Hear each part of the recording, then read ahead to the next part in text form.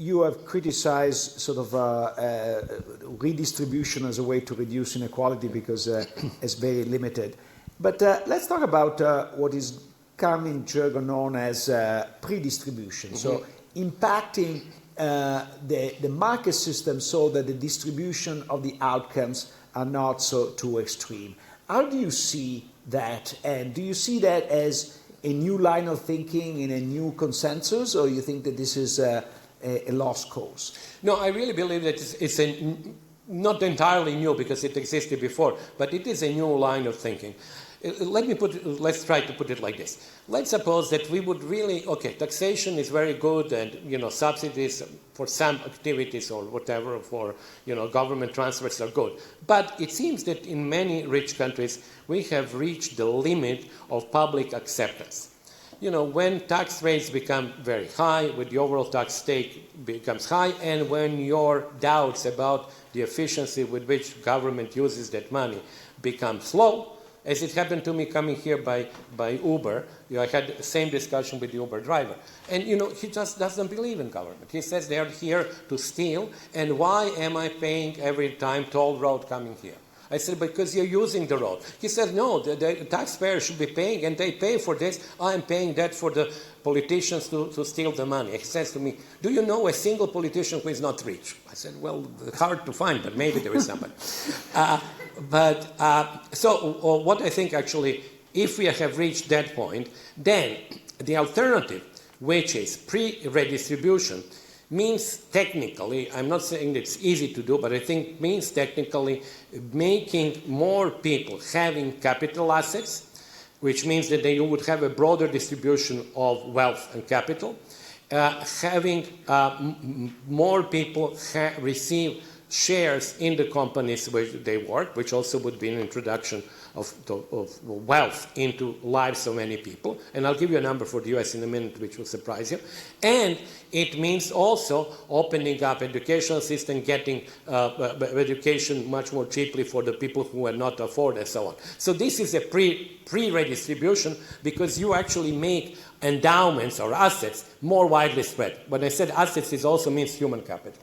And just to give an example, when you look at actually what percentage of Americans receive income from capital, like cash income from interest, dividends, and rents, I'm not talking about imputed income that you get from your housing, your car, so only cash income.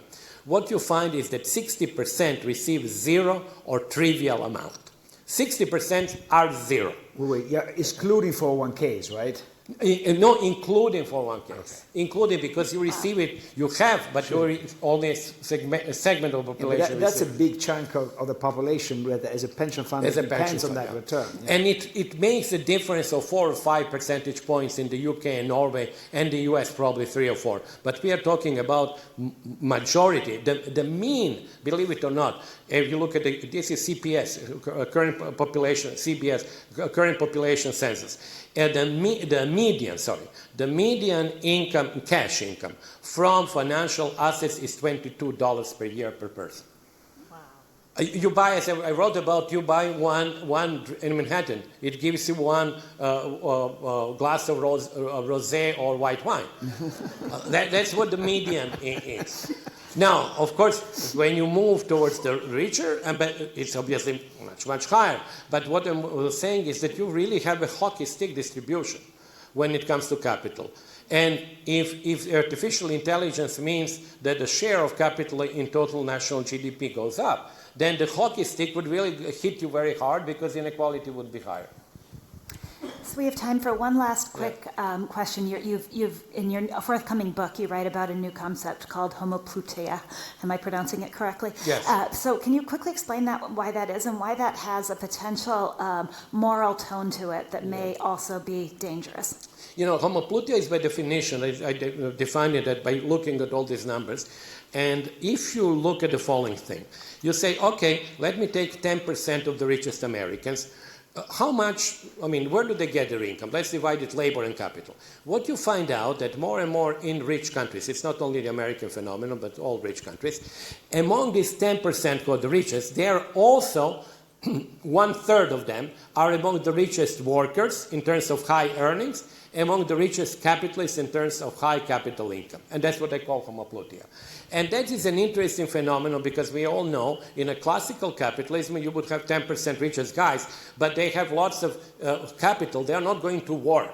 And if you look at Brazil, Peru, and Mexico, indeed, they don't work. They are the richest 10%, they are the richest in capital, but they are not richest in labor income.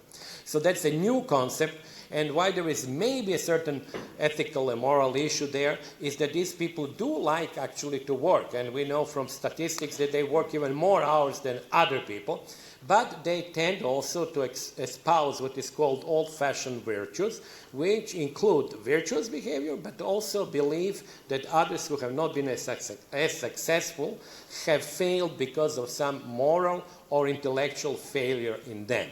And those people don't like if you think about them that way. So it ends up in the same place we began our discussion, which is with inequality and what people want to talk about and what they don't want to talk about. Thank you all. Thank you very much. Thanks a lot. Thank you.